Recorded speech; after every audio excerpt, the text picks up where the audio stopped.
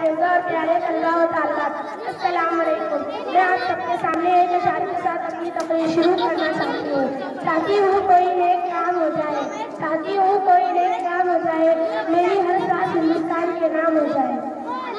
آپ حسن و خوبی واقف ہے کہ آج ہم سب یہاں 26 جنوری یعنی یوم جمہوریہ کی خوشی منانے کے لیے یکجا ہوئے ہیں۔ آج ہم 74واں یوم جمہوریہ منا رہے ہیں۔ ہمارے ملک میں ہر فرد کو اپنے مذہب اور اس کی تبلیغ کرنے کی آزادی دی ہے۔ ہر فرد کو اپنے خیالات کا اظہار کرنے کی آزادی ہے، اپنے مدارس قائم کرنے کی آزادی ہے، اصول و انصاف کا حق حاصل ہے۔ اسی طرح دستور نے ہم پر کچھ ذمہ داریاں بھی عائد کی ہیں، جیسے سب کے ساتھ پیار و محبت سے رہنا، نفرت نہ پھیلانا، وطن سے محبت کرنا، وطن کی حفاظت کرنا، ملک کی ترقی کے لیے کوشش کرنا وغیرہ۔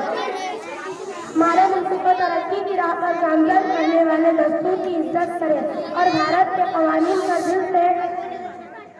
دل سے عمل پیرا ہونا چاہیے، اور پڑھ لکھ کر اچھی تعلیم حاصل کر کے ایک اچھا انسان اور دنیا کا اچھا شہری بن کر اپنا اور اپنے عزیز وطن کا نام روشن کرنا چاہیے۔ ایک اشعار پر میں اپنی تقریر ختم کرنا چاہتی ہوں۔ نہ اس کے لیے، نہ اس کے لیے، نہ اس کے لیے، نہ اس کے لیے، میں جیتی ہوں صرف ہندوستان کی۔